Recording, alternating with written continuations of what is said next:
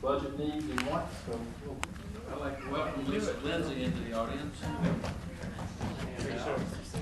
I'll be glad to go get me a laptop.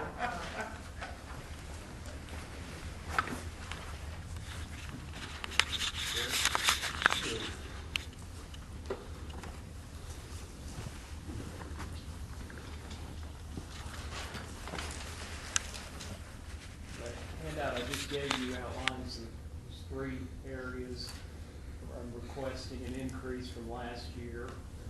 Give you a minute to read over it and feel free to ask me any questions.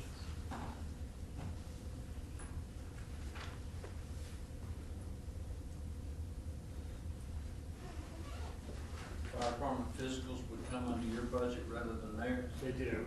All medical expenses come under the HR budget. Has there ever been any consideration to other departments that require physical agility, you know, the police department, public works, to including physicals with them? I know the fire department has caught several early stage cancers that people may not have survived had they not been caught when they did. We have money budgeted for police department annual physicals. They don't currently conduct annual physicals. We also have money for the building inspections department, has annual physicals for their personnel. Right. Yes, sir. Think that might be a good idea? I do, and there's a discussion ongoing. You won't see it reflected in these requests yet because we're doing some costing on it, about a relationship with a third-party medical provider that would be a part of our benefits package for all employees, but also could pattern into some of our OSMED program, and it would actually allow us to expand employee physicals. Well, it'd be great, you know, being self-insured. With medical, the city would save a lot of money catching these illnesses early rather than waiting, have to attend to them. Yeah, it's part of a bigger umbrella about controlling some of our prescription costs and also giving the employees a great benefit in terms of accessibility. So we'll be getting with Mr. Lewis on that once we have some dollar figures to talk about. Mr. Lewis, question on the increase for the police personnel testing. Yes, sir. What's involved in that would end up in being a $10,000 increase? The way our process works for police sergeant is we have a written exam. It's the development of a written exam. That expense, the last time we did, it's about $7,500.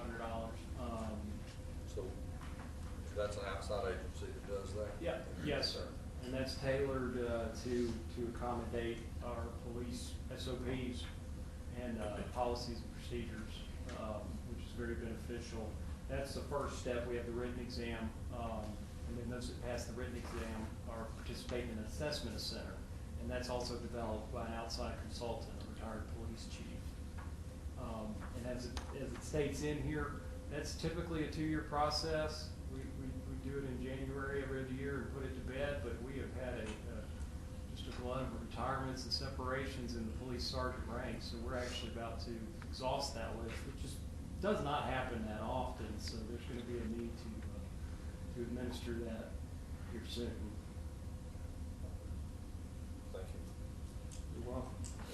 There's one other line item that we've talked about in our internal meetings that we're also trying to put dollars to for Mr. Lewis's budget. That would be an increase in the line item at the HR level for professional development citywide. We're talking to department heads right now about professional credentialing, departmental accreditation, and several benchmarks, quality benchmarks. We do have several employees, including Mr. Lewis himself, who are appropriately credentialed by their national organizations.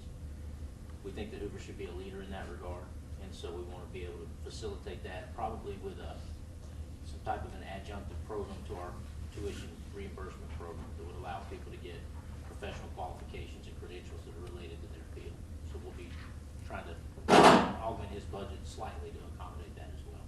Are there maximums set up with educational reimbursement? There are. You probably can give better details on that than I can. Yes, sir, Mr. Smith. We use UAB, whatever their current rate of tuition is.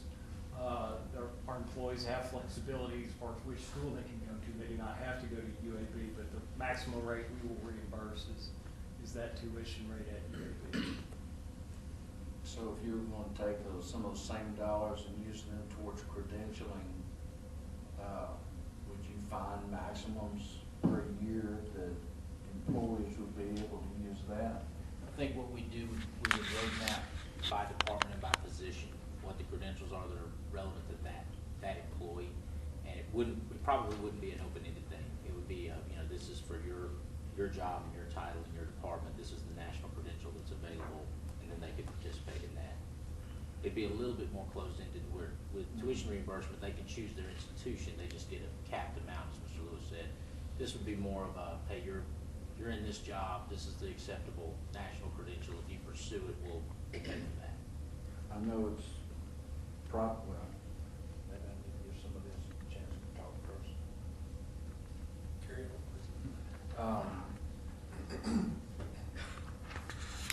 Years ago, I know the fire department, and I think the police department involving their FTOs, there were salary adjustments for, say, drivers on engine companies. Paramedics at one time, but now everybody's a paramedic just about. And I think in the police department, FTOs had something like that. Is that something that this administration would like to view? And I'm not talking about this year, this is probably a next year effort. Right. But I guess just reaching some conversation. Right. We want to distinguish between what necessitates a separate pay grade, detective, et cetera, versus some adjunctive educational or incentive pay. And I think there are some gaps in the process. What we have now is a result of a couple different consulting firms over the years working with our pay scale. And if my memory serves from my previous time with the city, what would typically happen is the base scale would get adopted, but then the second scale, which was KSA or knowledge, skills, and abilities pay, would usually get left off. And that's what puts us in the boat that we're in now. So I think we can look at rectifying some of that. And I think you're right, I think it's a multi-year process, but we need to be having that discussion. Maybe go from a 15-year top out back to a 10. I don't think you would have any opposition to that from the staff side. It would certainly enhance I know recruitment and retention. when they went to the 25, I fought that hard, and they passed it on a day that I was in Washington. And basically you took everything from year 11 to year 25, and instead of getting it year 10 passed, you had to wait 25 years to top out. In those last years, you got 1%. Yeah. Last 5 years. I was an outside observer, but a resident during that time period, and from my perspective, it had a chilling effect on recruitment. Well, and the ones that I felt sorry for were the ones that had been here 3 to 5 years, and then we were expecting, this is what they were told they were gonna make, and then the rug gets pulled out from under. Right. Or anybody who was promoted under that plan was promoted to a different level of the scale than they otherwise would have been. Yeah, I'd just like to piggyback what President Smith was talking about.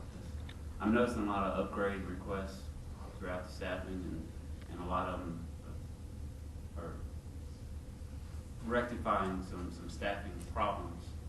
So, yeah, I think it may be time that we start looking at a new study.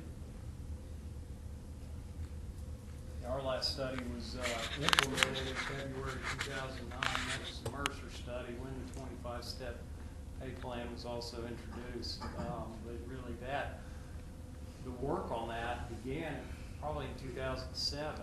So there is some age on it. I was around for the 96 Sharper Decker study, and at that time the city came out and said they want Hoover to be a top recruiter. They want to be the city that people want to come to and work. Right. And so your idea of coming back down to a 10-year top out, I think that's important that we reestablish our. I know that under the current plan, department heads can bring somebody with experience in at step 3 or whatever their grade is. But if my memory corrects, under Mercer, step 3 was about the same as step 1 under the previous plan. There were several, when Mercer was implemented, there were several jobs that were, the salary range was decreased. Not all of them, some of them got dropped, but yeah, there was that effect when that was implemented. Maybe if it's gonna take 2 years, it'd be nice to get started. And Mr. Lewis and I had a similar conversation.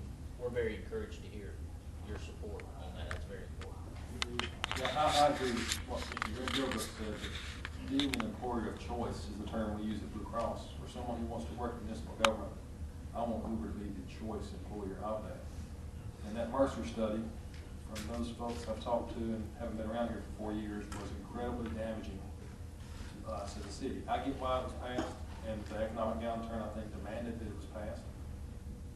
But it was very damaging to us in terms of, someone asked the chief this morning about the number of people taking their exams. You can just look at the number taking the exams under that study and compare it to where we were before, and it told a story about how we were no longer the employer of choice for our public safety folks. So I'm thrilled to see us back where we are, and if there are opportunities to even further improve that, I'd love to see that. And of course, in the nature of things, there'll be a lag. Sure. Once we fix the problem, it'll take a cycle for word to get out to potential candidates that, oh no, they're not, there's still people who think we're still on that 25-year plan. So we're having to market the fact that now we've made some partial recovery, and we're having to tell that story to get people back into the flow of applicants. I know, under Yarger Decker, when the police department gave a test, they had 3 sessions of 100 people each. And now down to only 100, and then you start putting in the psychological testing and the physical agility testing, you're gonna lose a lot through that. Fire department's been impacted, I would venture to say more than anybody with the Mercer study. Somebody from HR sits in on the initial interviews with the firefighter candidates, and one of the first questions they ask is, tell us what you know about the Hoover Fire Department. And 9 out of 10 times, first thing out of their mouths was the 25-step pay plan. So I think even though now everyone's grateful to have adjusted back down to 15 steps, we're still, even now, a year and a half later from that, overcoming that perception. Well, right, wrong, and indifferent, Mercer was brought about to try to help some senior staff that hadn't received step raises in some time. Those people have all retired now, and I think it's time to get back to where, as Mr. Light said, to be the employer of choice. Agree fully. Any other questions from the committee? Mr. Lewis, thank you very much. Thank you for your time. Got a little more than you bargained for, didn't you? That's okay. Ms. Hammond? Ms. Lindsay? Robert?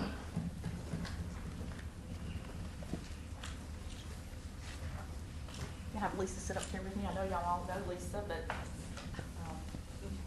she,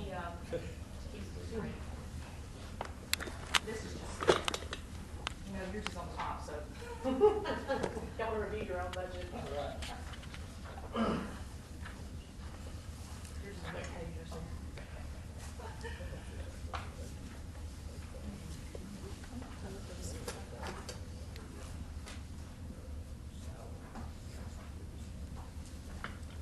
So I would start out by saying that, you know, we are not revenue producers, but we don't spend a lot either, so hopefully that kind of washes out, but, so the top portion is the city council budget, realizing that, and really, the city council budget and city clerk really hasn't changed over so many years. The only reason it was increased last year was for the cost of the election, so we really don't make a lot of changes. Just to point that we left everything pretty much the same as far as your training and traveling, but if that needs to change, we certainly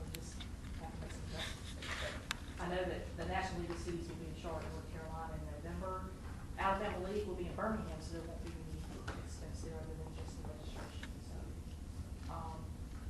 No changes there. The operating for city clerk is really, the majority of it, they have the city attorney fees that come under the city clerk's office. Planning consultant comes under the city clerk's office. Everything else is just pretty much your typical operating expenses. We don't really have any big changes, or we're not asking for any upgrades or additional personnel or any kind of equipment, so we're just open to whatever questions you might have. Consulting with Mr. Howell.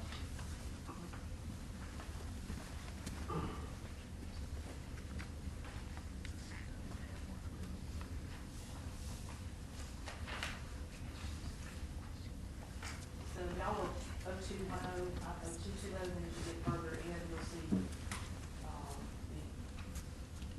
the civic services, is one account. We originally had $130,000 in there for the runoff election, but we actually were able to pay all that off. We just pulled from other accounts and got all that stuff paid off, so that's gonna be removed. Cool. That'll be taken out. Sorry about that. So you did everything you could.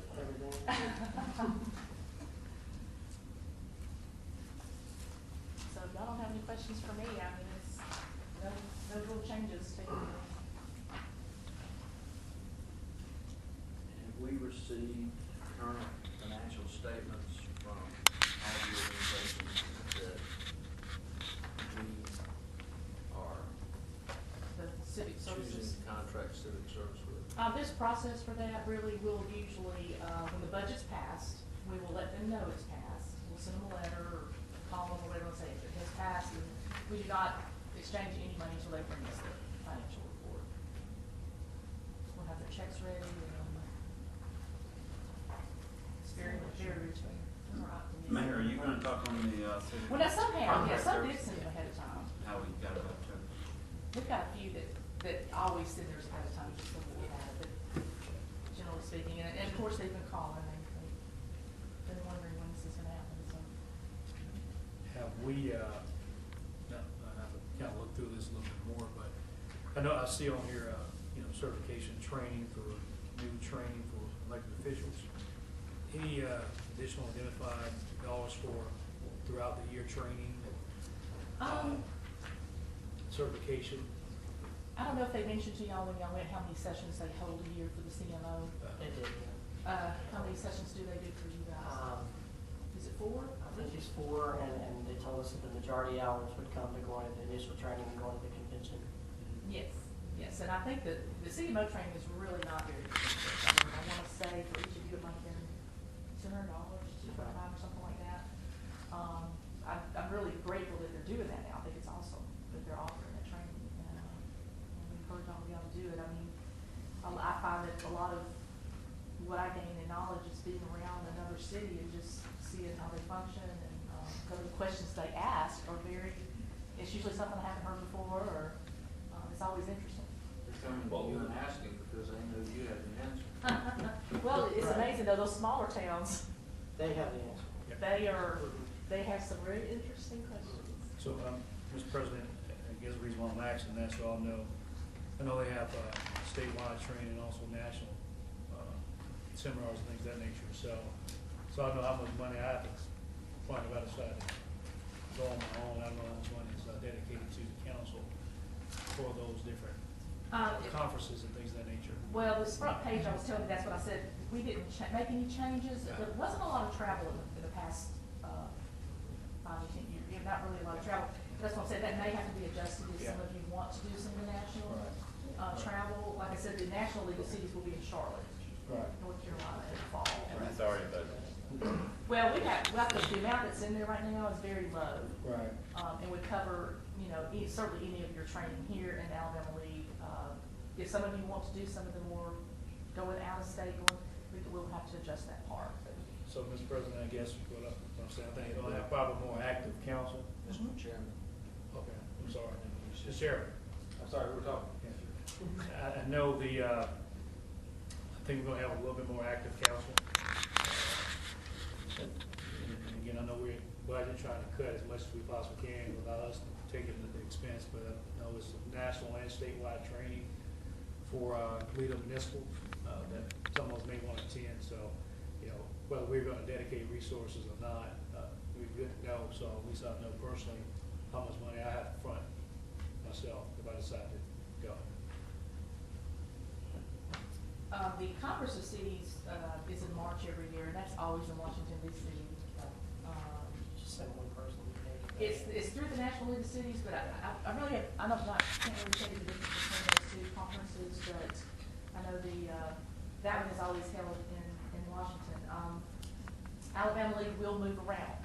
It is in Birmingham this year, so there won't be a problem, but it'll be either Birmingham, Huntsville, Montgomery, Mobile, and then we actually had one in Tuscaloosa. Last year. And off topic on that a little bit, and I think Derek and I talked about this when we went, is do you know how we would recruit some of those things here now that we're gonna have a big event center?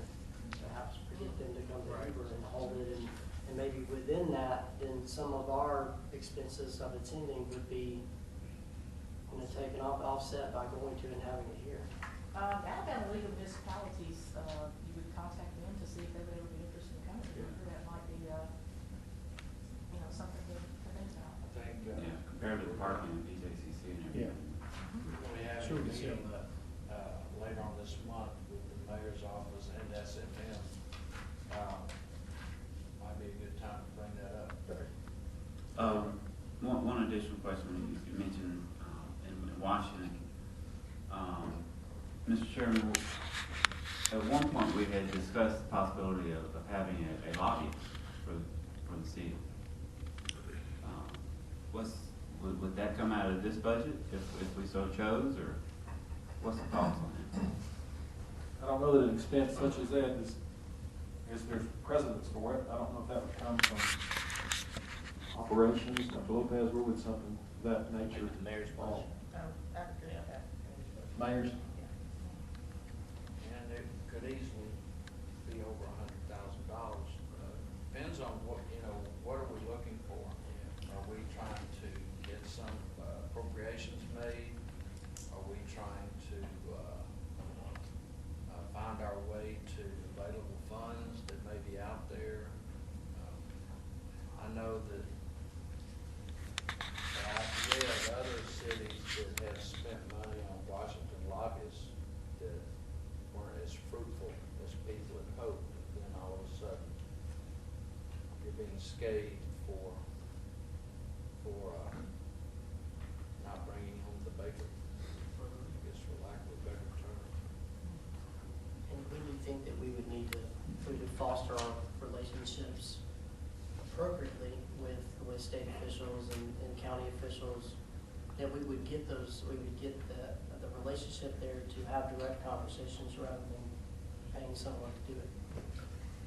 Well, I consider myself to have an outstanding relationship, and we got caught with our pants down last year on the Jefferson County tax reform. And we took a serious bath as a community in that, and our school system took a bath in that. And, you know, I think I'll take some responsibility for not watching that closely enough. I think the elected officials have responsibility there, but it certainly would have helped having someone watching the ball for us on the ground in Montgomery at that time. Would it have changed it? Who knows? But that is one issue I can point to that financially will haunt us for years. It could have been potentially prevented. And I would encourage too, you know, I know the League of Municipalities, they try to watch as much as possible something that maybe comes that affects all cities. And I know there are certain mail outs that go out, things, I think you can sign up for to receive alerts, bulletins from the Alabama League. I know they really love to hear from elected officials when there is something out there kind of cooking. And a lot of times, you know, even some of the clerks have chimed in and said, you know, but I always feel like that needs to come from the officials, actually, in the city. But there are ways to kind of keep posted on some things that may be coming up, not necessarily everything. But they'll try to chime in on things that are going to affect all cities across the state. So y'all might want to sign up for some of those on their website for upcoming legislation. Margie, do you have any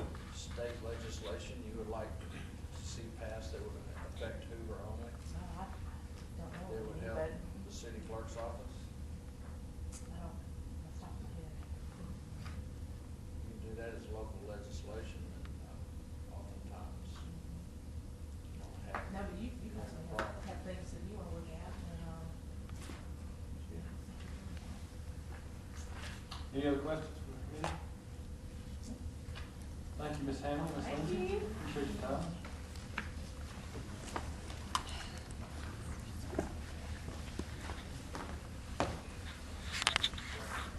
Mayor, you're up next.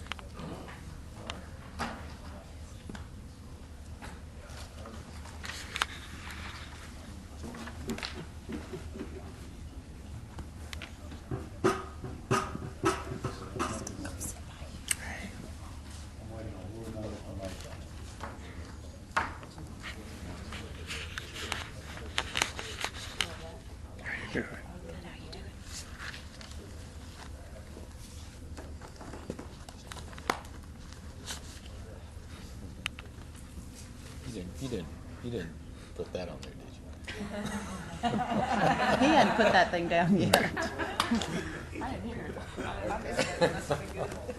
I just do what I'm told. I'm just admitting what the truth is. Mr. Wilson, raise your hand. Raise your whole.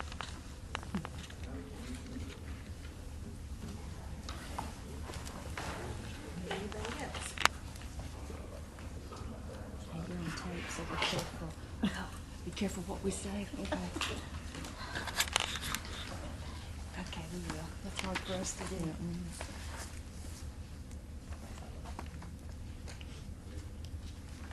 Feel like you're being interviewed for promotion? See Chief Goodman, Kevin Gray. Those were the days. Yeah. Fear. All right.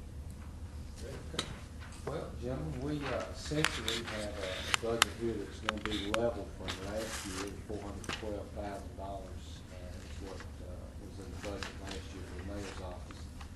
There's going to be an increase of $20,000 to the Jefferson County Transit Authority and $50,000 leadership Hoover seed money. Now, that will not increase the funding. We actually just took that out of the funding last year. Cut in some areas. We cut $70,000 out of it to handle those particular requests, and didn't increase it by 70. We just cut 70 out of my budget. And then the beautification board has asked for an additional $2,500. They actually have their own budget. And then one big part of the budget that comes out of the mayor's office would be our civic contributions. And we increased that by $98,000, and the biggest impact will be from two particular areas that affect our city schools. And one would be the Hoover Schools Foundation, and that's $50,000. And I believe this is a first-time donation to that organization. And then many of you are familiar with Hoover Helps. Will be a first-time donation to them as well of $30,000. So that's essentially the bulk of that change. And you can see the number of 47 different agencies that we sponsor each year. Mayor, have any been removed over last year? We have not removed anything that I'm aware of. Not at this We- point. we- Right. no.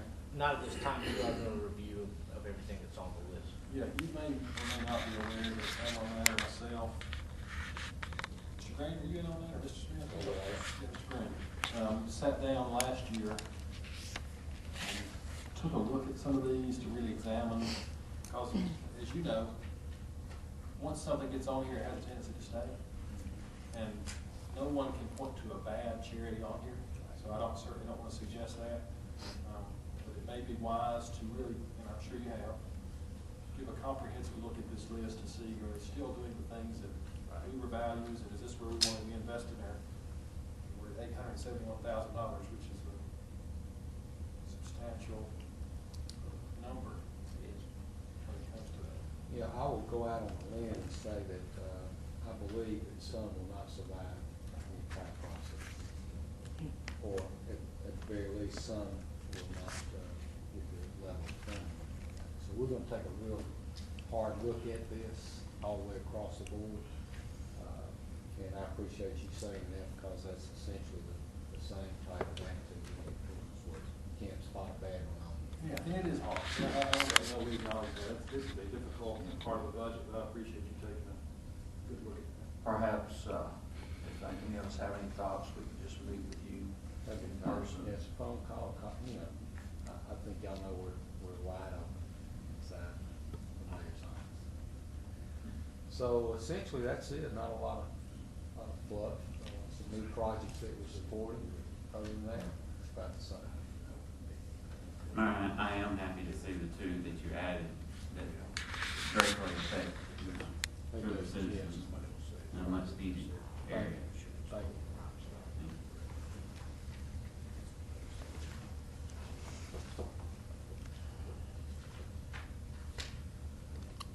Alabama Association of Ambulance Services, would that not be a fire department?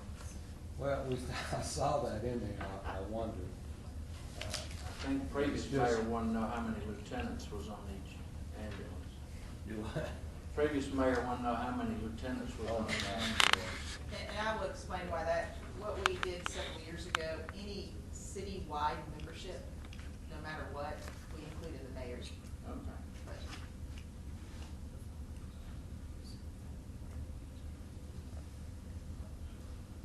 Mayor, I noticed here on travel expenses for training, just as we were talking about, your travel expenses for training is $4,000. Now, with all of us being relatively new to it and everything, do you foresee a need to increasing Well, that fund? I will say this, the registration fees are out of a different account. He's got $1,000 of registration fees. So the 4,000 represents actual travel expenses. And we're almost, by the time we get it adopted, we'll be a third of the way through. So, and we can always move around among these accounts. and yeah, I fully intend to attend continuing education types of conferences that will, I think will benefit the city. I'm certainly not going to go crazy, but I think that it's important that I attend municipality meetings, for instance, maybe the mayor's meetings, the national meetings that they have for mayors associations. And certainly there's some economic development initiatives that I think will be important to travel to and from. So, but it will all be very respectful of that particular type of item coming out of the budget. Going back to the charitable contributions, civic contributions, Aldridge Gardens, they actually provide services for that, don't they? Is that part of a contract, or is that separate from this, or how does that work? Because I know that we own the city owns Aldridge Gardens, but they maintain the property basically for what the gardens is. How does that work? Is this everything that we pay to Aldridge Gardens, or is that a separate thing there? How does that work? I'd speak a little bit about that. The management, they have a management agreement on the city property. And so this $300,000 that has come under the charitable or civic contributions is just that, it's a cash contribution. But we also perform some facilities maintenance.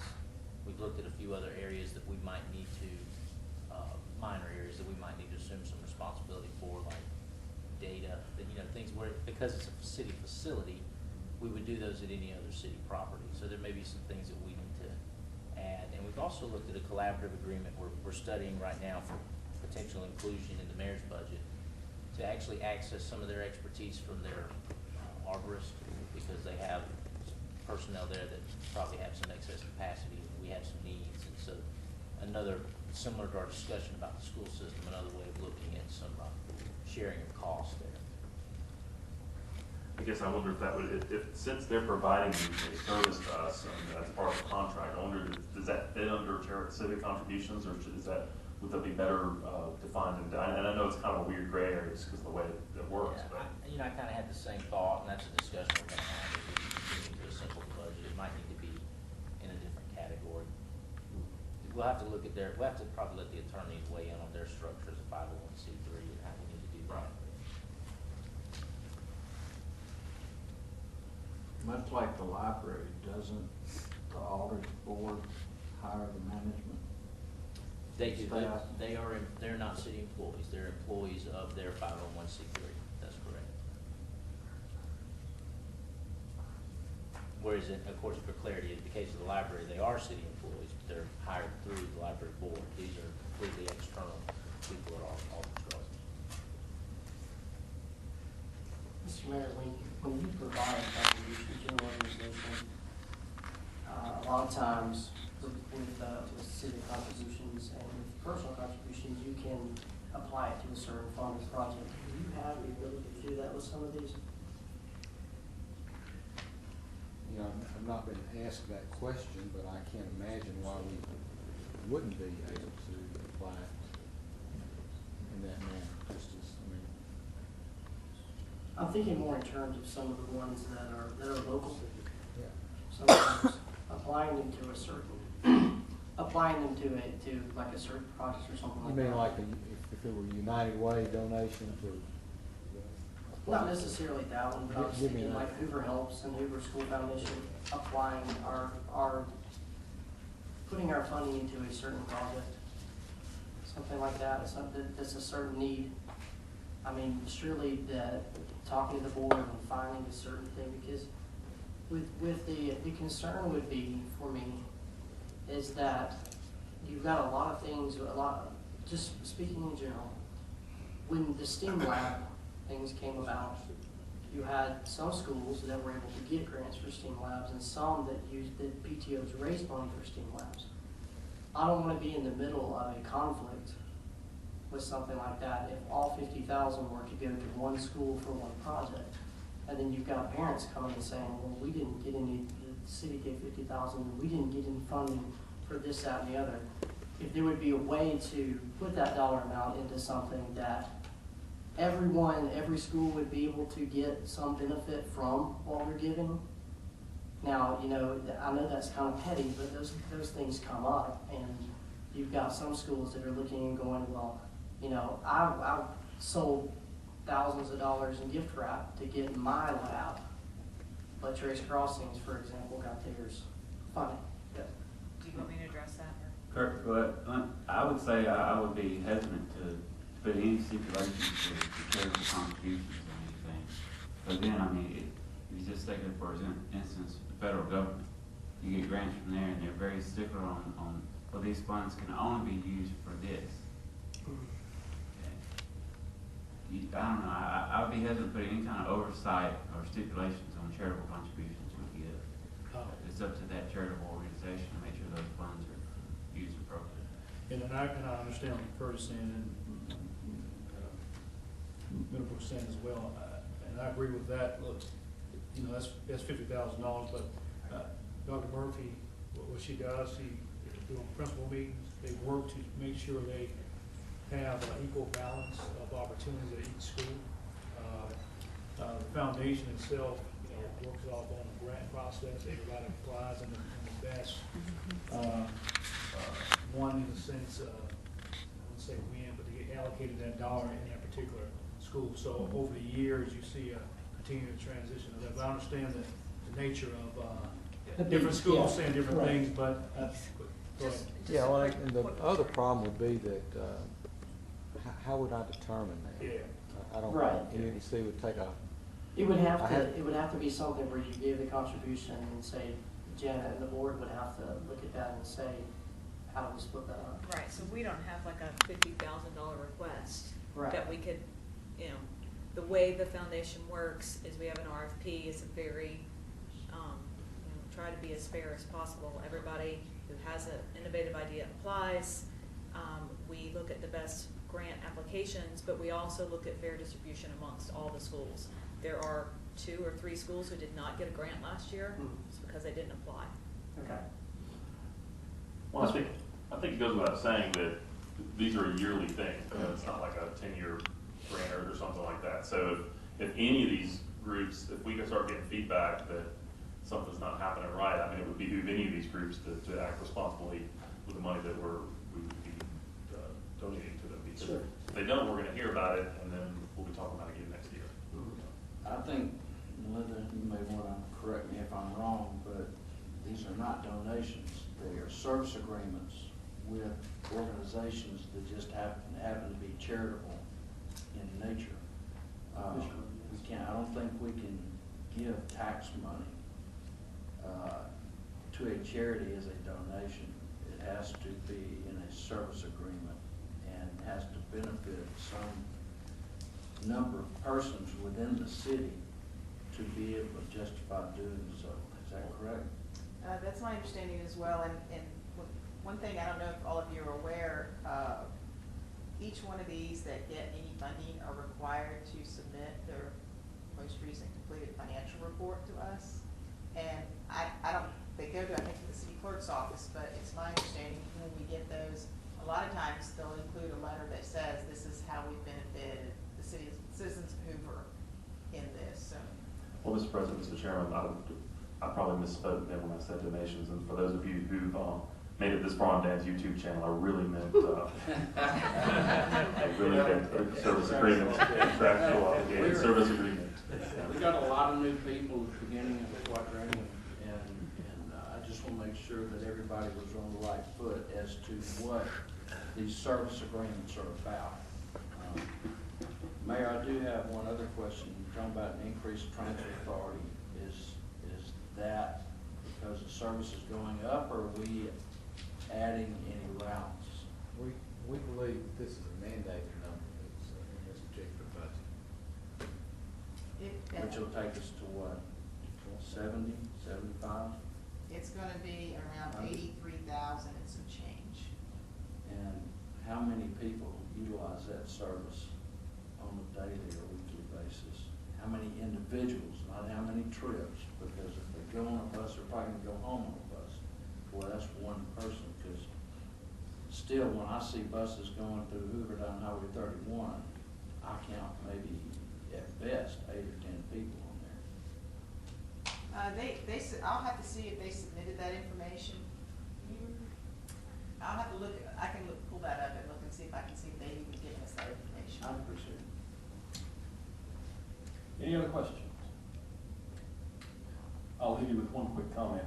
I think we're behind the times in developing a leadership Hoover organization, and I see that as a proposal in there, and I'm really proud of you, Mayor, for thinking about that, and helping to groom and grow that next generation of leadership, because I don't plan on being around here forever, so we need to grow some leaders to Thank you. take the city forward, so thank you. Thank you. Mr. Powell, you're up next, come join us. That was fast.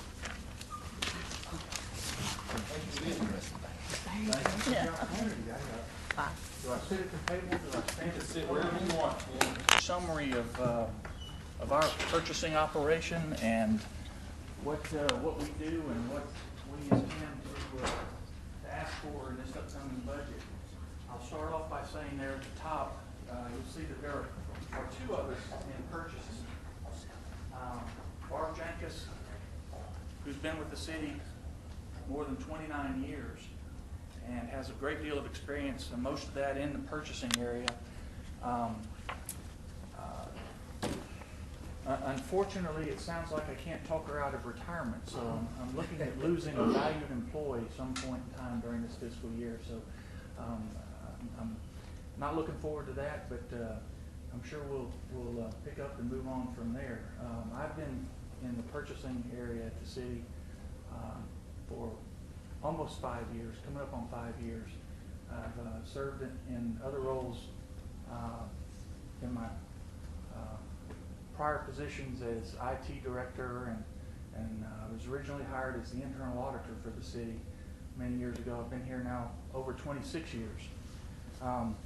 What we do is support all of the departments for the city. We provide procurement support. We provide information about pricing, research.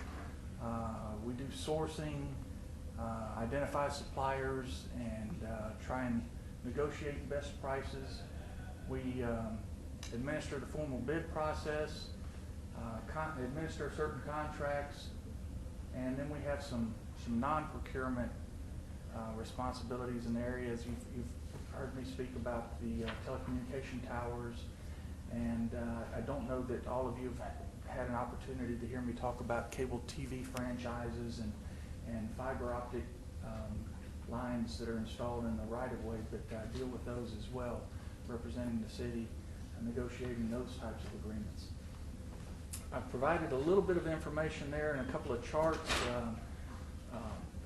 Chart 1 you'll see is information about the purchase orders that we issue each year. You'll see over the last 5 years the number of POs has been fairly stable. Around 9,000 purchase orders are issued each year. You'll see the dollar amount is fairly stable until this last fiscal year, and you'll notice the dramatic increase up to $114,000 worth of POs there, that tall red bar on the right, and that's of course due to purchase orders related to the Finley Center and the other activities out at the Hoover Met Complex. The second chart, you'll see that we administer formal bids throughout the year, and the blue line there represents the number of bids that we've issued each year and awarded each year. Actually not issued, awarded each year, and the dollar value of those bids. In some cases, those bids are multi-year bids, so if the dollar amount seems rather strong, it's because they're multi-year type bids. But that'll give you an idea of the numbers that we deal with and that we handle each year. I think we do all of that on a shoestring budget. You'll see at the bottom the chart, we're requesting a whopping $45,000 in operating and capital expenses for this upcoming year. Frank only wanted 6 for revenue. Pardon? Frank Lopez only wanted 6,000. 6,000 for revenue? I'll have to consult with him on his management. But a lot of what we do with this budget is pay for. You'll see one of the items in that list is auction fees and expenses. We handle the disposal of surplus property, so there's some fees that are paid on behalf of the entire city. There's also dues and fees. As a member of certain purchasing cooperatives, we have some dues to pay. Really only one of those, the local purchasing cooperative, the Jefferson County Leads PACA Purchasing Association of Central Alabama, has dues. I don't think that they'll approach the budget amount. They've been going down each year as the PACA organization has grown. Our share of the expenses has gone down, so I'm hopeful that we'll see we'll come well within budget this upcoming year.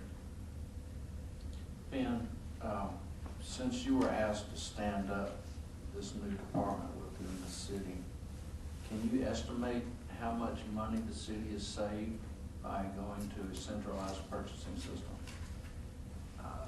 Barb and I have struggled with trying to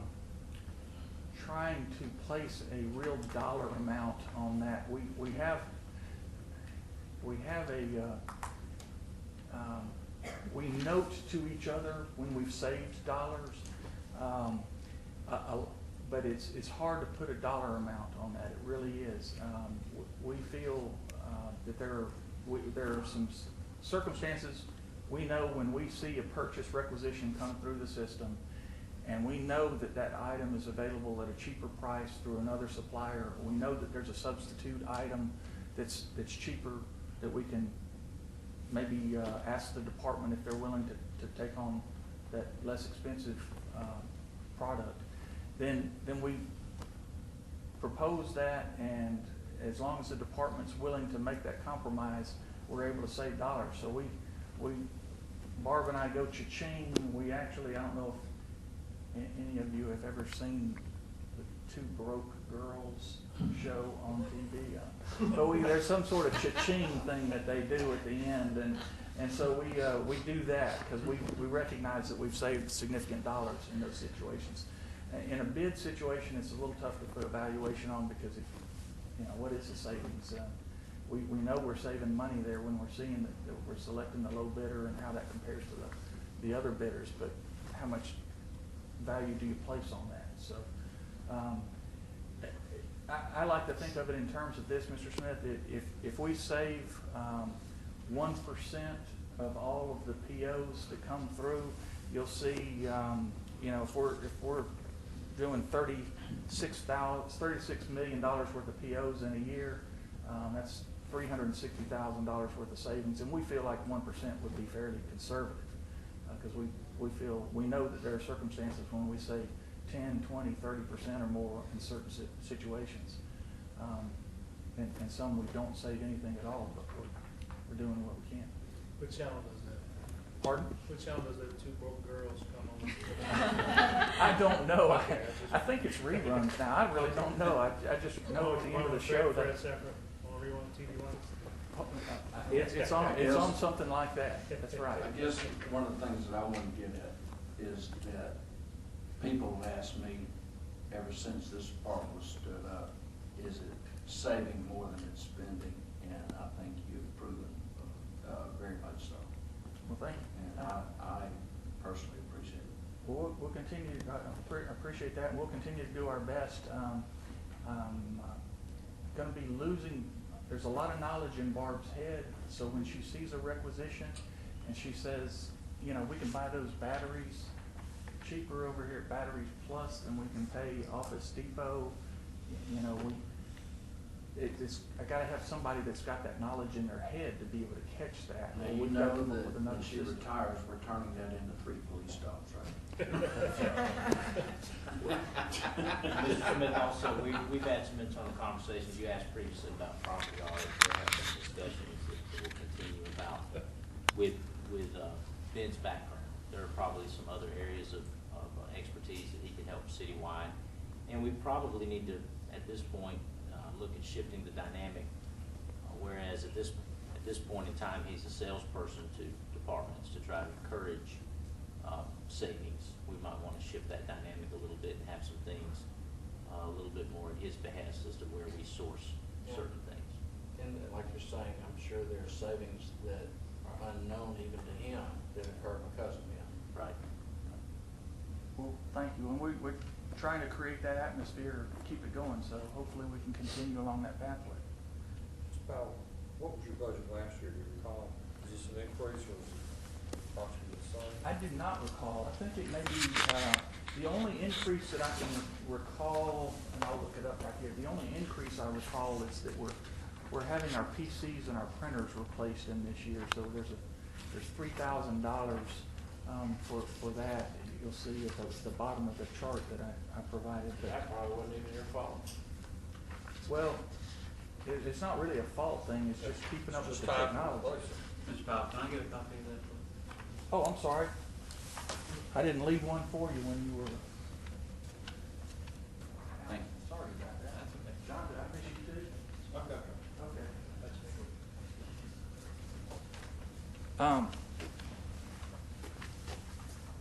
Let's see. I was looking at that number to try and figure out where we were last year. Is it level? Yeah. Okay. While I was looking, It is level? yes. While I was looking, y'all need to know that when he took this over 5 years ago, he had very brown hair.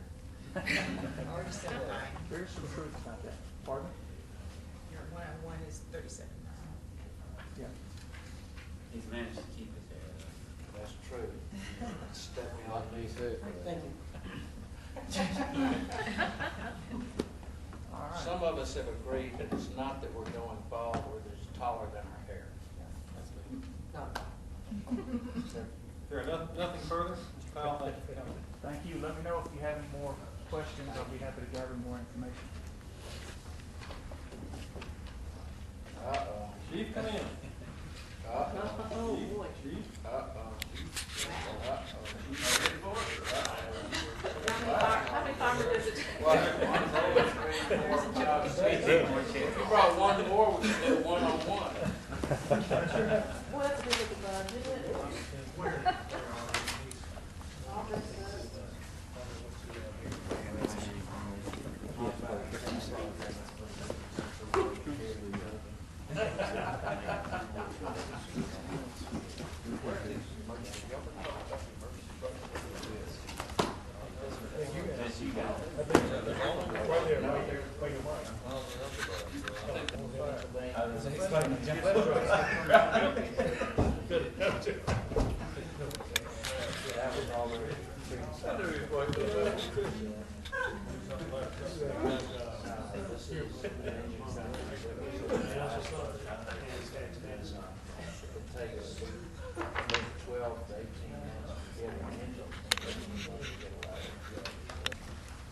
Well, to all the chiefs, we appreciate you coming and being with us.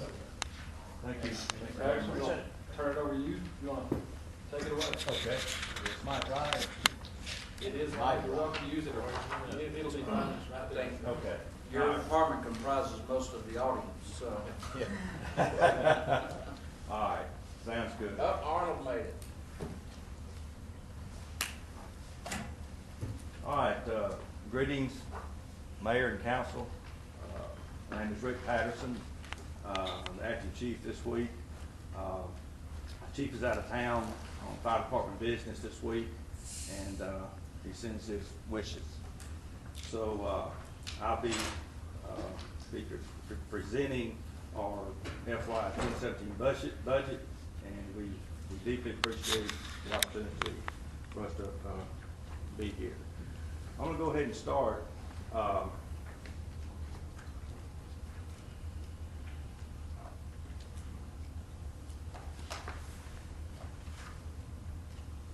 Maybe I had to click.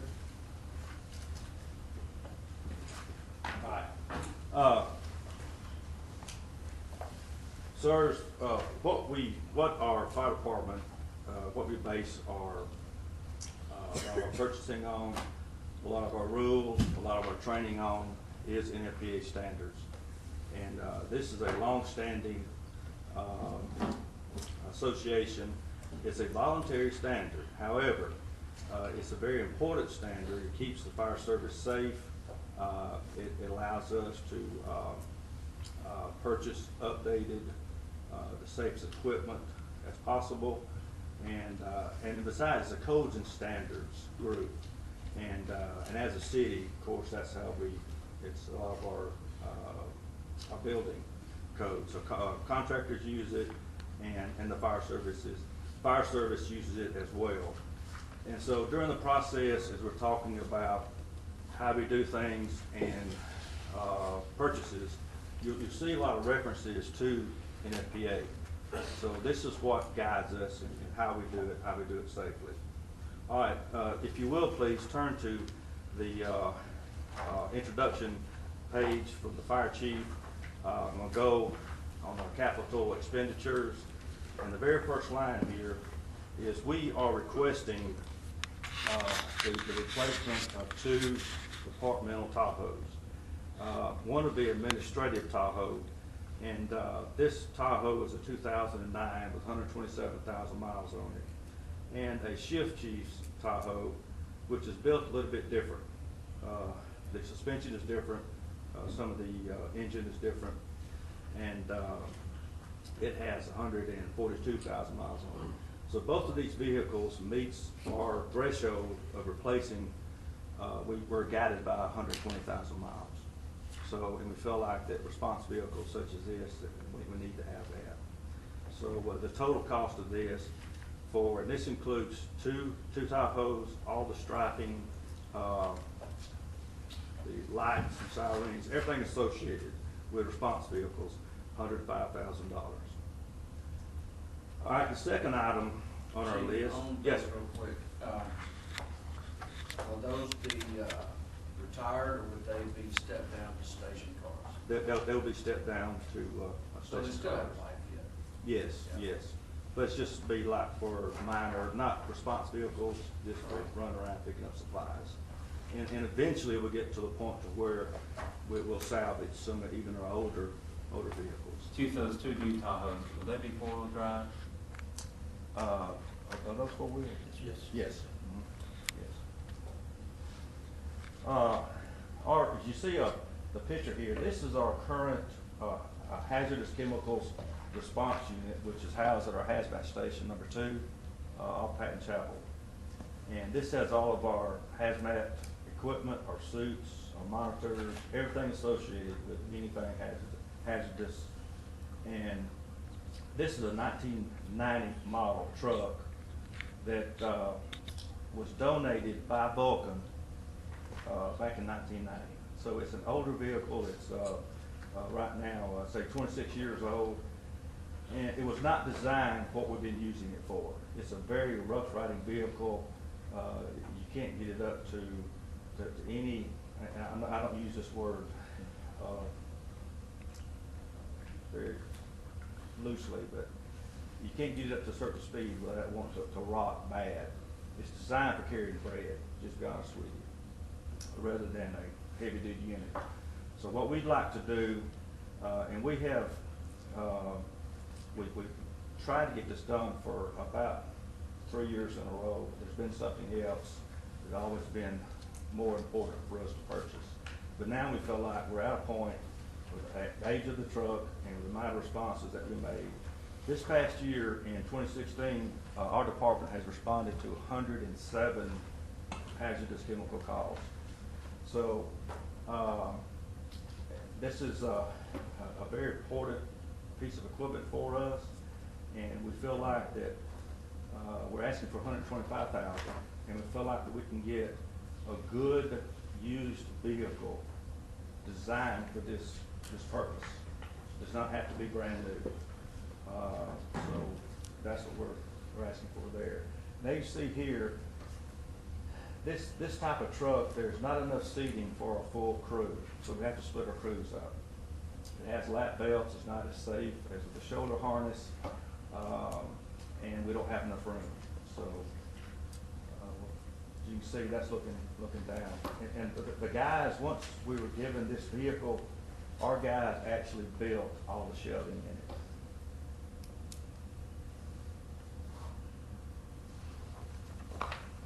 All right, if you'll flip over to the next page, this is a picture of our hydraulic powered extrication tools. It's called a company called Amicus, and it's used to free trapped victims in auto accidents.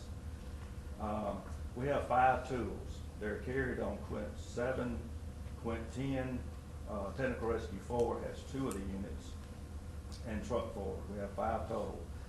And we've been eyeing to replace these tools for several years now, but we feel like that we're at a point where something has to be done.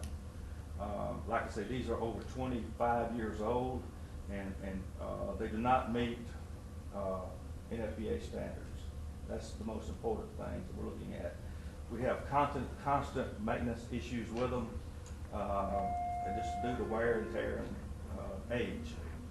So we're asking $150,000 to get us 5 full sets of tools, which is the rams, the cutters, the spreaders, the pumps. So and this will last us for many years. Yes. With electrical vehicles becoming more of hybrids and things like that, are there different extrication requirements for those type of vehicles? Because I know there's high voltage and things like that. Are there new requirements for that? Does any of this address any of that, or is that just something you read about in the news? Oh, no. It is definitely a hazard as far as a auto accident. And a lot of our guys have advanced training in these units. You have to know where to cut. You have to know how to do it safely. The big issue that we have, you see that car right there, that is a basic new model car. And with the new technology, they're lighter vehicles, but the metal is a whole lot stronger. And our current tools will not cut the newer cars that are being built. We just can't cut through the frames. So, but the newer tools will. Is it because they can deliver more pounds per square inch Yes. in the cutting device? Yes.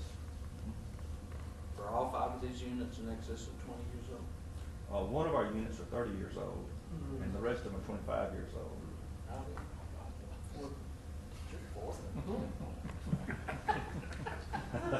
Last month.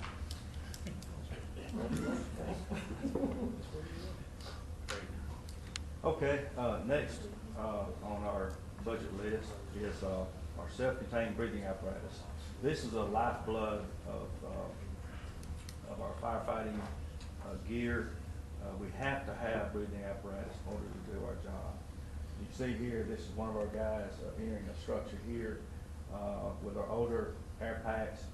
Well, we have some older air packs that did not meet the current NFPA standard 1981. So we went with a two-pronged process. Phase one, we equipped all of our first line last year at a cost of $355,000, replaced all of our breathing apparatus. And we knew that eventually down the road we're going to go to phase two, and now it's time for phase two, which means our reserve apparatus needs to have the same current standard breathing apparatus. And so we're asking $225,000 to outfit our reserve apparatus. Now, the reason being for that is we have reserves at almost every one of our fire stations. They have the old, outdated standard air packs on them now. So it's rare when this happens, but if you're responding on a call and for whatever reason your truck will not crank, or you go out and you have a flat tire, anything can happen. You want to make sure that you have the correct breathing apparatus so they having to take time to switch everything over. And also, if we have a major incident, our first line are already out. We're calling people in to man our reserves. They have to have this updated breathing apparatus in order to do their jobs. And that is $225,000. All right. At fire station number 4, right down the street here, there's a drainage ditch that runs along you're facing the fire station on the left, and twice in the past we have relined the ditch with rock, but due to building above the top of the hill has caused more and more water to come rushing down here during a hard rain, and it has literally widened several feet. And it's already up to the fence now. You see that's a sprinkler head that's already coming out of the ground, and we're at a point now. This is in the back of the fire station, looking up the hill, and that's the sewer. And you see how the sewer pipe is exposed now. That's inside the ditch. I thought that was a confined space rescue opportunity. I wouldn't want to be in there. It is. But we don't want to get to the point to where we start to lose that fence, and we're more worried about the station settling. So we feel like something has to be done. I know that in the past, someone has mentioned, we've heard it, that, well, why is the fire department having to bear the brunt of this? Is it in somebody else's issue? We don't know. All we know is that there's an issue here, has to be fixed. We don't even know, we don't have any idea what it's going to cost. This $100,000 is in addition to the $41,000 that we had left over out of Station 4 funds from last year.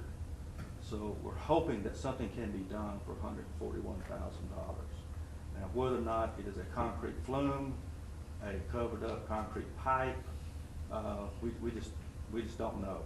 So we're asking for help in order to get this done.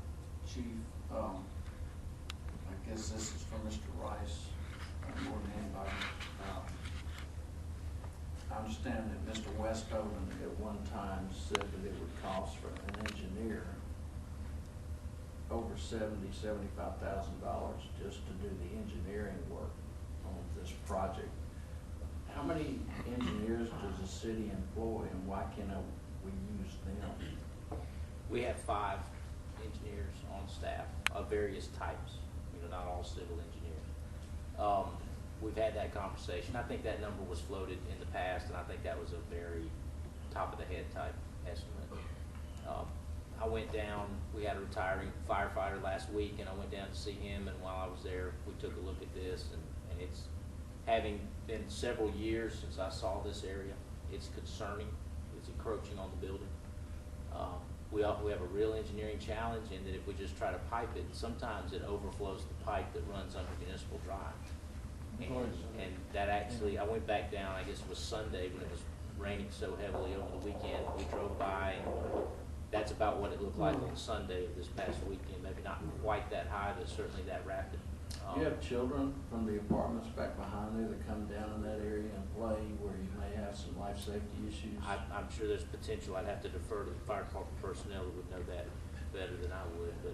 So that might play into a pipe rather than. Well, if you, from the property, the back of the fire station, up the hill where the apartments are, it is, you know, it's thick underbrush. I don't think any kids would play in that area there. Is that where the water's originating, or is it originating Well, from more? we suspect when Walmart was built has something to do with it. We don't know for sure because, you know, that's not our line of expertise. But it's, as soon as that building was built, that's when we started noticing the increased water coming down. Because it's in that corner where the Walmart parking lot and the apartments are. And everything uphill feeds down into that one drainage ditch. And our concern is, like yours, we don't know if it would overrun that small pipe, or how big do you go? You go with a huge concrete flume open, we just don't know. And if we try to pipe this with larger pipe, then it just gets back down to the same diameter under Municipal Drive, and then do we tear the road out? So it's gonna need a serious engineering look, but I don't know that the engineering fees will be as much as we originally feared. I think we can get a good plan in place, maybe even in-house, and then dedicate our funds to the remediation itself. Is this something that needs to come out of the fire department's No, budget? I think we'll flip it probably to engineering's budget. I mean, they're exactly correct to eliminate the scope of the problem and the things that they've tried to do to this point to manage it, you know, with the resources that they have. But I don't know that a project of this scope should fall to the department that just happens to occupy that piece of city dirt. I think this is probably an engineering project. Okay. All right, next is our regular operating account, and we'll start with training and registration expense. And the reason why we have this here, gentlemen, is that we're wanting to increase, have an increase in training expense of $700. Basically, just for the simple fact that these advanced leadership classes are costing more. Registration keeps creeping up. So we're asking to go from 9,800 to 10,500 in that account. Now, some may say, well, that seems awful high, 10,500, but when you look at training our entire department, we have 178 firefighters. And from our captains and above, we require them to go and get 80 hours of training. So that basically works down to only $58.98 per firefighter. It's $80 hours per year. Mm-hmm. How much is that is in-house versus? We do a lot of in-house, and I'm going to refer that to our training chief, Kevin Bentley. If you'll please explain the total number of hours that we get from National Fire Academy and others that we get for free. We require all officers, captains, and above to go to 80 hours of training annually. Some of those classes are out of the city. You know, if there's something in their specialty that they want to go to, then they're welcome to sign up and we can afford it. But a lot of the classes we teach in-house. We also teach a fall and a spring officer school, and that's taught by us here. And we have a CAFCA consortium. It's the Central Alabama Fire Chiefs Consortium, where we teach 50 different classes through the year that are free. For the most part, there are some charges on some RTC classes, but the majority of our classes are free. Does that answer? I guess because it's captain and above, we don't have to worry about overtime. That's correct. That's one of our strict rules. If we send someone to a class, that we're not paying overtime to send someone to class. That's correct. Thank you. Next in our account, maintenance and servicing of equipment, we're asking an increase of $1,000. Basically, with some of the aging of our equipment, we're having to maintain them on a more regular basis, and of course, just general costs to keep this equipment. Our extrication tools, our cardiac monitors, our stretchers, air compressors, our thermal cameras. We have to, by NFP standards, do a air quality testing on our air compressors, have them serviced, and testing of our SCBAs. So we're asking to go from $61,000 a year to $62,000 a year. Property rental services is next. We're asking a $1,000 increase this year from $15,000 to $16,000, and it's basically because of our the increase of our oxygen rental service. Licensing fees are next. We're asking an increase of $1,000 in the 17 budget to cover all of our licensings for our paramedics and National Registry as well. We're going from 5625 to 6625. On the next page, printing and binding, we are asking an increase of $5,000, and it is basically because of rising CPR classes. We're having to print up cards for it, that we can't control those costs, and we do, as a department, we do a lot of printing, rules and regulations manuals, or training manuals, things of this nature. So we're asking to go from $15,000 to $20,000. Chief, I know with the type of records y'all keep, how many citizens did you teach last year, or the last year that you got records for? I'm going to refer back to Chief Hambright, our EMS battalion chief. Approximately 900 people we train ourselves on our Saturday CPR classes.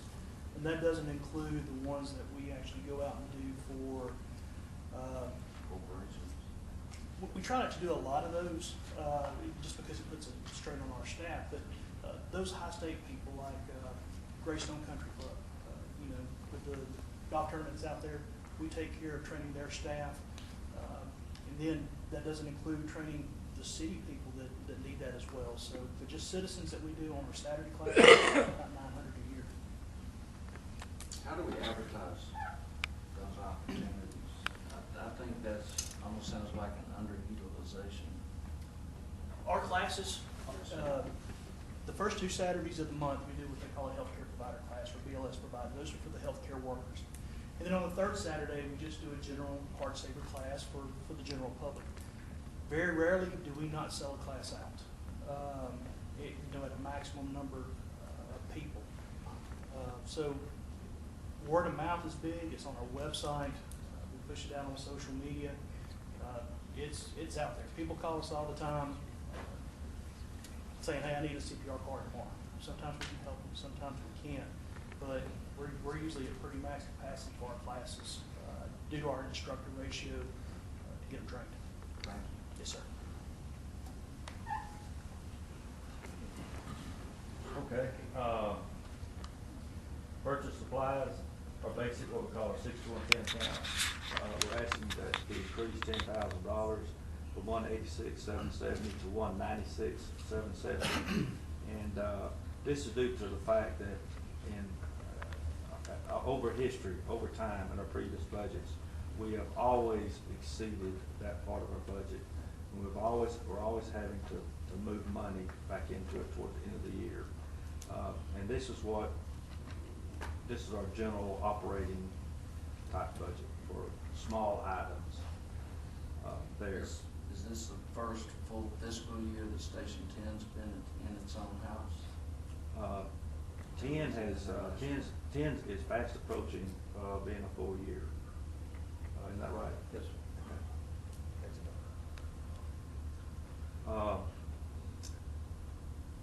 Next on the agenda, EMS supplies. This is we're asking a $10,000 increase for this because 70%, actually it's 68% of our calls are EMS calls. So the bulk of what we do is EMS. We use a lot, and the items that we use, anything with the words emergency, fire, emergency medical is outrageous. Our hands are tied along those lines. We're asking for this, and also our drug overdoses has skyrocketed. And the drug that we use to counteract and save these people's lives, which we have responded to a lot of drug overdoses and saved a lot of lives. But flip side of it, and I know that there's no cost on a human life, but it does take money for us to do our job. Narcan alone, that's the drug that we use, has increased as the cost of the drug. Also, this past year we've used $6,600 on that drug alone. So we're only asking for $10,000 more. Is this a heroin epidemic? It's nationwide, basically. Are there any federal grant money out there for purchasing supplies like this? Have we looked into that? Not that I'm aware of. I'm going to refer back to our EMS chief. Have you heard of any grants toward EMS? For medications themselves, I haven't heard of any. I'm thinking about Narcan Sure. specifically. Yeah, and it's, the cost of the Narcan itself doubled. We went from paying roughly $20 per dose to almost $44 a dose. This year we used right at 150 doses on about 110 patients. A lot of those patients, we were actually able to reverse them. Some of them we didn't. And it's a problem that, unfortunately, it's not going to go away. It's not a Hoover problem. It's an everywhere problem. Unfortunately, it's cheap and easy to get. So until something different comes along. Chief Durza said he had identified 10 fatalities in the last year. So you're saying we've had just over 100 saves now? Well, it's probably a little bit less than that, because some of the people that we actually, unfortunately, those people that we get to that are unresponsive for whatever reason, we're actually having to give a dose of that just to make sure that it's not it. And there's a handful of those patients that wasn't the issue. But more times than that, we're probably in the 60 to 80 range of saves. I'd just like to encourage us to look into this grant opportunity. I don't know if there's anything out there. Absolutely. With it being such a hot topic right now, it Yes. could possibly be.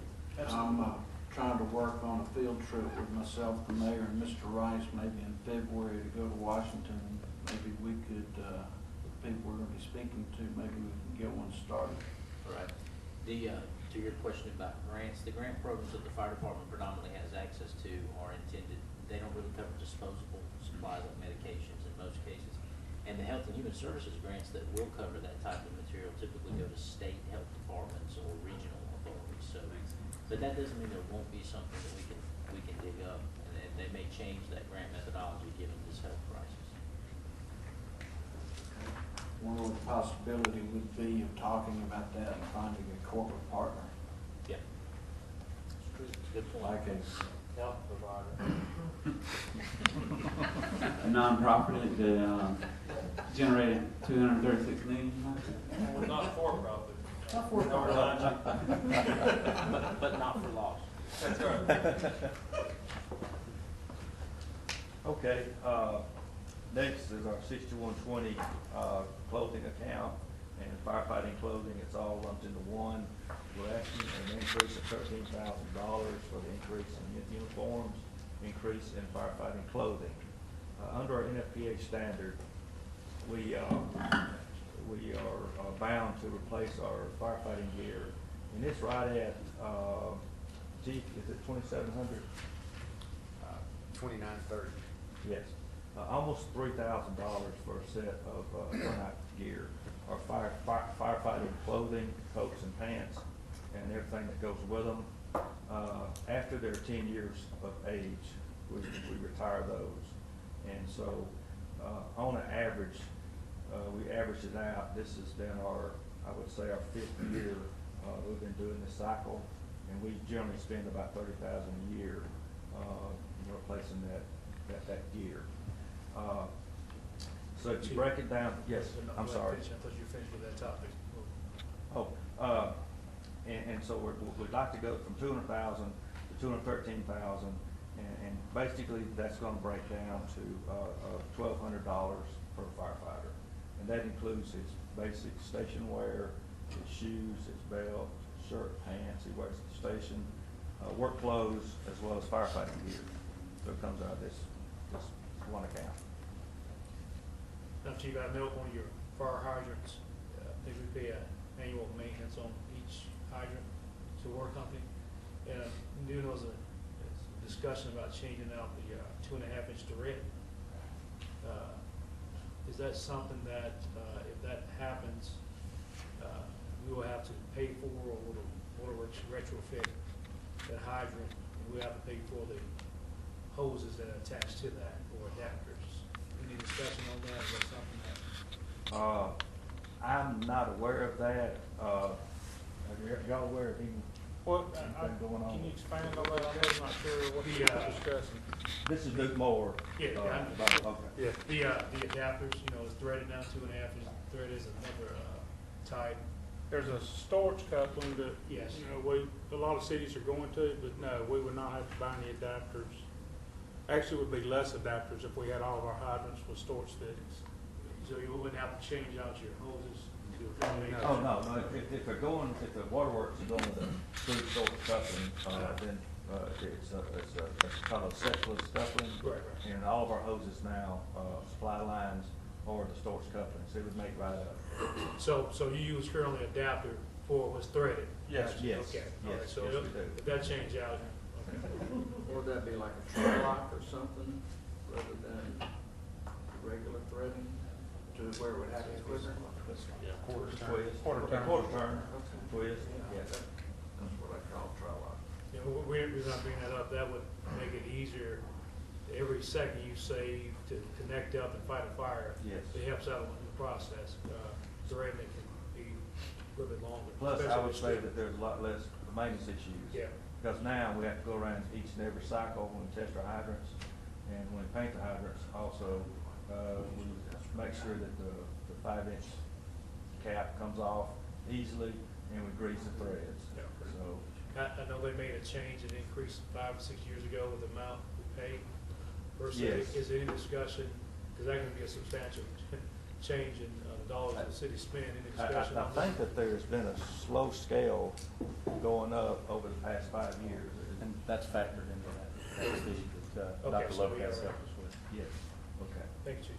okay. One more question on uniforms, if I may. Do you know where we are in the current contract with MAC uniforms for? We recently, Claire, didn't we go to that contract like 6 months ago? I think it's been 6 months, sir. Is that an annual contract or 3-year, do you know? It's 3 years, but each year it can come up for review.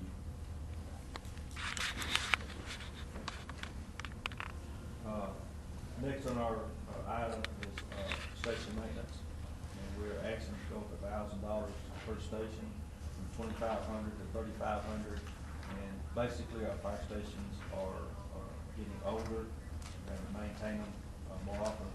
And our guys do a fantastic job in doing a lot of the work on their own. Matter of fact, a lot of our guys bring their own tools from home and do woodwork, electrical, plumbing, things of this nature.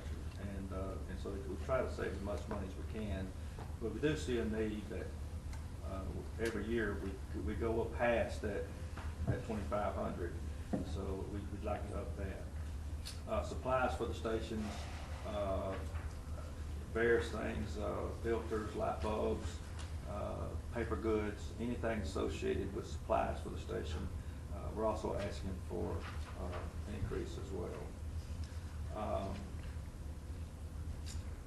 The next item on at the bottom of the page, on that page, we have asked for several years now, and we'd like to ask for that again in this fiscal year, to place another rescue unit in service on our western end of the city. We have a rescue truck, Rescue 40, which is, all of our rescue trucks are transport units, and we transport quickly all the more serious patients. If they're non-serious, we wait on the ambulance. We have a rescue unit in the central part down the street that covers Central. We have one on the southern end of the city, which covers at Station 8. We have one on the north end of the city in Bluff Park. But we have a huge area on the western end of the city that's not covered. So we have a pretty good response time from the Bluff Park station, the rescue trucks going there. And if they're out of service on another call or already transporting to the hospital, then we have to wait on Rescue 40 coming from Central. But more times than not, Rescue 40 is going to be out of service because they are our number one response unit. Our 3 rescue units responded to almost 5,000 calls last year. So we feel like that there's a great need to improve our response times, coverage area, and with the increase in our calls, and now that we're transporting our seriously injured patients, now is the time to seriously think about placing another rescue truck on the western end of the city. We'd like to see it placed at station number 6. Station 6 will cover all the Russet Woods area, the 150 area, Ross Bridge with Station 10. It would go up Shades Crest Road and meet the boundary with the Bluff Park Station and go down Highway 150 and meet 40's territory. And also, we're anticipating some rapid growth on that end of the town as well. I believe that subdivision called Black Rock. Black Ridge. So we feel like by doing that, we would have 2 people on that rescue truck. And so we're asking for a total of 8 people. And later on in the report here is broken down what their salaries are and other associated costs with that. Are any new vehicles needed for that? Or? No, sir. We have an updated vehicle for them, fully stocked, ready to go. It's one of our backup units, and so we won't have to purchase any vehicles.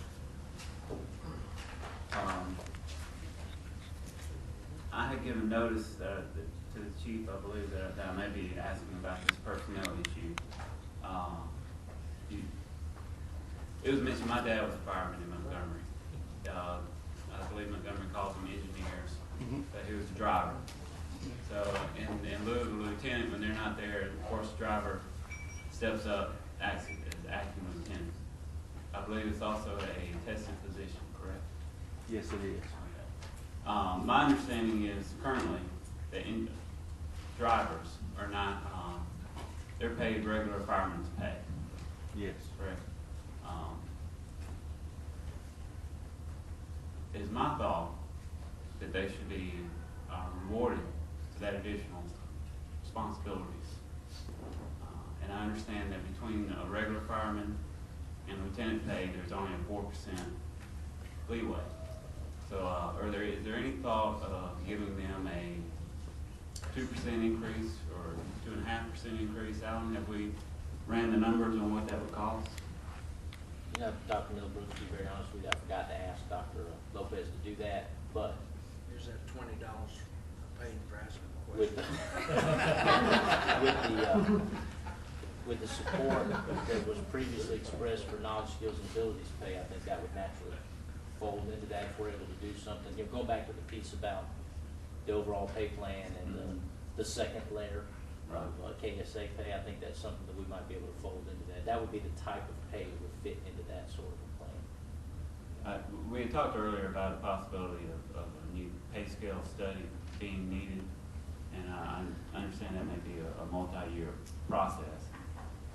To me, rectifying this problem with the current pay scale with the drivers, I think is needed now. And I would be appreciative if that was consideration by your department to. Well, yes, sir, we have discussed it at length. It's been on our minds to the point to where, and please, I did not want to be out of bounds, and I don't want to talk around our fire chief, but we have discussed it to the point where we met with Mike Lewis at HR to see what we could possibly do to rectify this. And you're exactly right. Our drivers are supervisors when the officer is off. He's in charge of that truck and that crew. So we always felt like that was something that we really needed to do, especially since we've been testing for that slot for 3 or 4 years now. And you have to go to that, you have to be a driver first before you can move up as an officer. So that's the first step. And we were trying to work toward that, but in talking with, give you some background, when talking with Mike Lewis, that there's not much difference in the actual pay grade. So if you move the drivers up, you'd have to move everybody up, and it would be so expensive that it was kind of frowned upon. So I don't know if there's something, we even discussed, well, could you call it some kind of supervisor's incentive pay or something, and not make it part of the actual, and he wasn't for sure about that, so.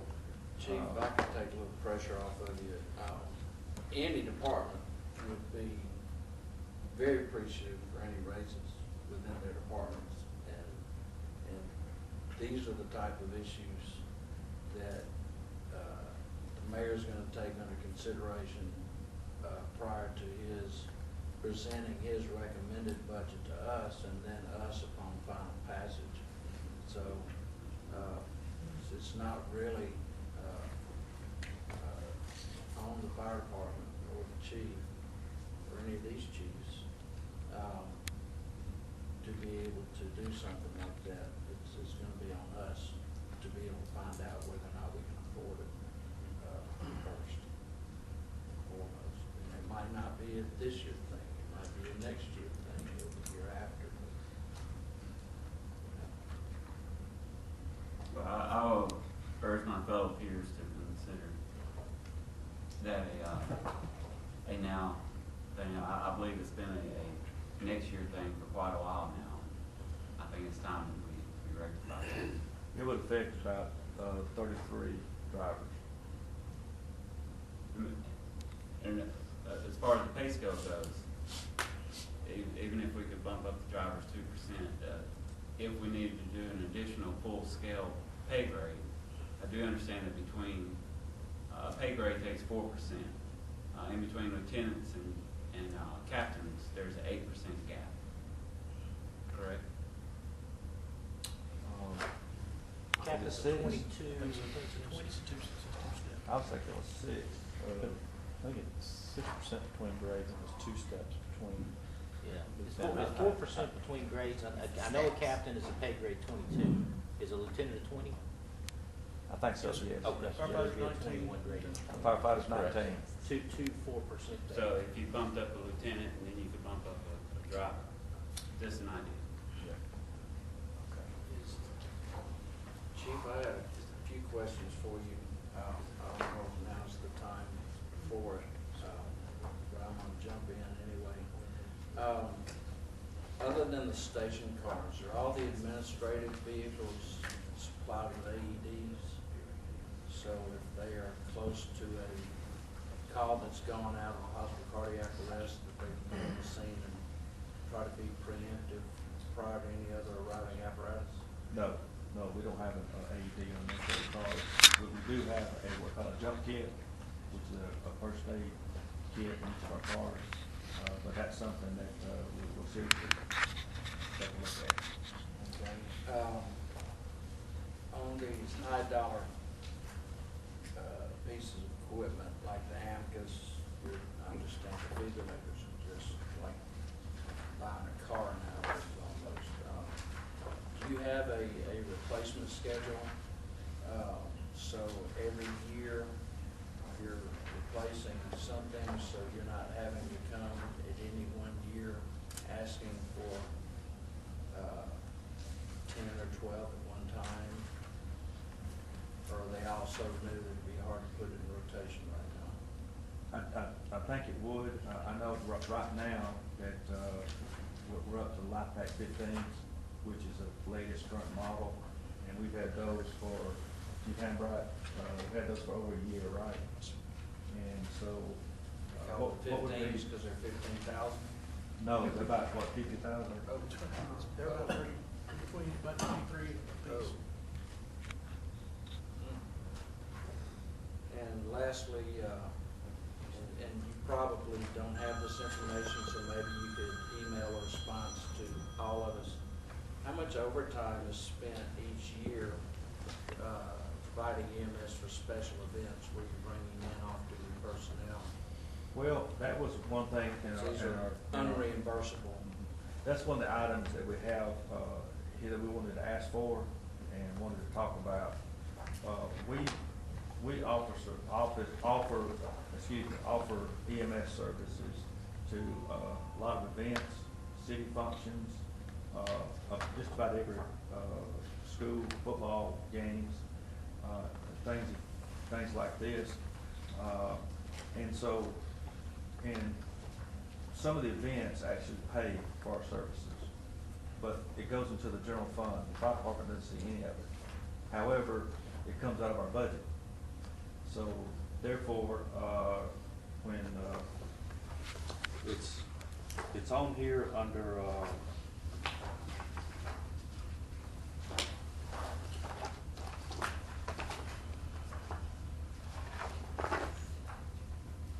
was it 10,000? Yes, sir. That's, Mr. Smith, last year alone, total overtime, which includes holding people over shifts or whatever, was $135,500.69, which was getting pretty close to $140,000. And the anticipated need at the new event center, we were asking for Does that $10,000. include matching federal taxes, or is that just? That's only the overtime, it doesn't include benefits. So you got another 7.65% on top of that for the Fed, Plus retirement. plus retirement. 4%.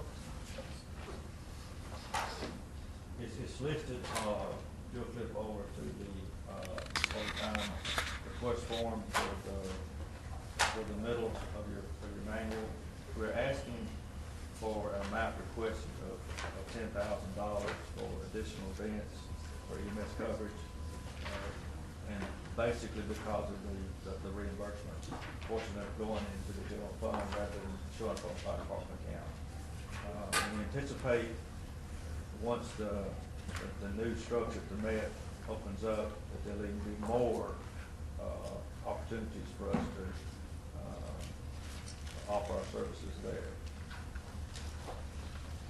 Chief, what's the total amount of increase in this budget? I don't have I'm sorry, I apologize, I don't have the total amount of the increase. Each item is listed on the. I saw that, I said you Yes, got sir. an overall And percentage increase. But I will definitely get it to you though. Thank you.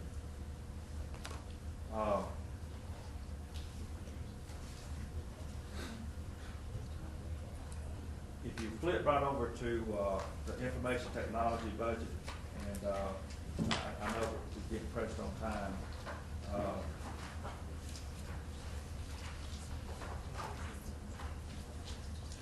Information technology, recurring capital and operating request. It is right after the 5-year capital improvement form. And I apologize for not having a page number on it.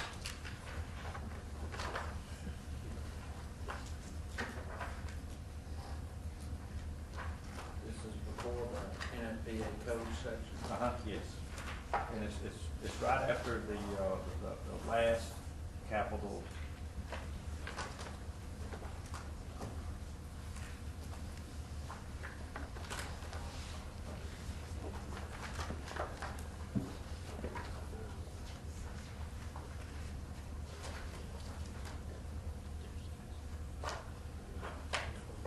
I have a couple quick questions. One, if we couldn't get you a rescue truck, how about a rescue helicopter? Would that work out for you? 'Cause we can probably work that out. I'm just kidding, please, chief. You may be waiting for me, but no. On a more serious note, during the campaign, we talked to a lot of firefighters, and there's concern about part-time firefighters and the amount, because full-timers have been requested, and instead they've got part-timers. Do you want to talk about that or address where does this budget go in terms of, are there any more FTEs being requested, or how does that work out in this budget request? Well, as far as the manning of this or in general, rescue truck, we're asking for an additional 8 full-time people. Okay. Now, as far as our part-time people, right now we have 17 part-time people. It grew from 12, basically because of the fact that they, up until the healthcare coverage kicked in a few years back, which meant that we used to work our part-time people 7 shifts in a cycle, and for our full-time we work 8 shifts in a cycle. And so it really helped us out. So we didn't need as many part-time people. But when the healthcare plan kicked in, they said that we had to offer them a healthcare insurance if they worked over 29 hours in a week's time. So we hired more part-time people, but cut them back to 1 shift a week, 1 24-hour shift a week, to avoid from paying them the insurance. Now, that's not to deny them anything, because they're already full-time somewhere else with insurance, but that didn't matter. The government stuck their guns to it, so it forced us to cut back on that. So we increased to 17 part-time firemen. Now, the reason why that we started this years ago, was that we tried a way to, number one, allow our full-time people to take adequate time off that was owed to them, and number two, to have proper coverage when people get injured, call in sick, to avoid the expensive overtime. So the part-time came about because of trying to help the city out with overtime costs. So I that's what understand we are that a now. lot of times these part-time people that we take on from other departments, it's kind of like a honeymoon period for them, that if they're good to part-time employers, when these full-time positions come open, we might pick from them. Yes. Instead of going outside. Yes, we have hired a lot of our full-time people after they work part-time with us. Yes, we have. And that kind of gives us a transition period to know, number one, what we think of them, how they work, and two, if they're a good fit for us on a full-time basis. All right, on our next area that we're asking for is our information technology section, and the first item is to replace our iPads. We have several iPads on the administrative side that we use. We're wanting to get iPads out to our responding apparatus, and the reason being is have another way that we can talk back to our people in the field. Chief has got a concern if we have something big out there, and we want to be able to talk with our people in the field at the ELC using FaceTime. And one of the ways that we can do it is with put an iPad on each unit. They're inexpensive, but we require several of them, and that's why the 9600 comes into play. Next item is purchase mobile data terminals. We have MDTs installed in all of our response vehicles. It has our mapping on it. It has our CAD dispatch, any pertinent information about the call, whether it's dangerous, hazardous, chemicals involved at the situation. From time to time, we have issues with them, have to be replaced, upgraded. So we're asking $15,000 there. Replace our PC monitors. We're asking for $2,310 for those at the various fire stations. EMS software and interface for EMS software. I'm going to let Chief Hambright, our EMS chief, discuss the EMS software and why we're asking for $17,000 for this upgrade. We're currently looking at a different set of software. The PCRs, the patient care reports that we use, are legal documents, and we've migrated over to an electronic format. They're coming out with software that's a lot easier. It's difficult to be out there on Highway 31 on the wreck, trying to do stuff. So we are constantly looking at software that is going to do what we need it to do, produce a good report, and at the same time be user-friendly. Because when our personnel are out there having to do this, they're in a stressful environment. And so we're looking at a couple of things to possibly migrate to that will kind of blend a little bit better with our fire reporting software. So that cost we covered getting the software itself, and then an interface with our CAD system that plugs into times automatically. So we're not looking to change just to change. If it doesn't fit what we need to fit, we're not going to do it. That's it. But there's an anticipation that we may very well find something that is going to do a lot better for us and for our personnel. Are there any compatibility issues with the new radio system when it goes online with the MDTs? With the radio system, no, sir. It works separately. They're coming on board with a new CAD system as well, and we think it's going to hopefully be a pretty seamless transition into making that work. But the radio system will operate separately from the MDTs. Patterson, if I could give you about a 5-minute warning, I know you've got several more pages of detail to go through. Okay. Perhaps hit the high points of those items that are significant cost. I'll let you define that significant. You can run through those in the next 5 minutes. Okay, all right. Sounds good. Flip over to our fleet account. We're asking $10,000 for a fire hose. We're on a replacement fire hose every year, just due to age, wear, and tear. Our thermal cameras, we use our thermal cameras to find the seat of the fire and locate victims in smoke. We're asking for some replacement of our older cameras, replacement nozzles. Most of our nozzles are 26 years old. They have better technology now, have higher volume flow of water. We're asking for a replacement of our nozzles.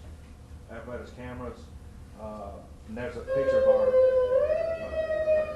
current camera now on engine 9, which is going to be involved in an accident on 119. You see a car come in and hit him. And based upon this camera, the lady's insurance company wanted to balk at it until they saw the film footage, and they decided to pay for all of our damages. Our cameras are $200 a piece. We thought that would work for us, but you get what you pay for. So we do not get as much footage as we'd like. It skips a lot and just doesn't work well. So we're asking to upgrade $1,200 cameras in each of our trucks. Modify one of our flatbeds so we can be able to move our ATVs and carts around. Stretchers, medical golf carts. We're asking, this is our medical golf cart we use on events. They are 95 model trucks. They're getting age on them. They're gas powered. We're asking for electric powered like this one to be used more at our swim center and also on our golf tournaments where you really have to be quiet. So we're asking for that as well. 6x12 trailer to put our firefighting foam mule on the back of it to be used at a moment's notice to be hauled anywhere in the city. Flip over to the next page, building services. $25,000 to add more burn boxes on our drill field. Resurface the parking lot for $25,000 and some other work here. One big item, $20,000 to replace the concrete parking area on the front of Station 3.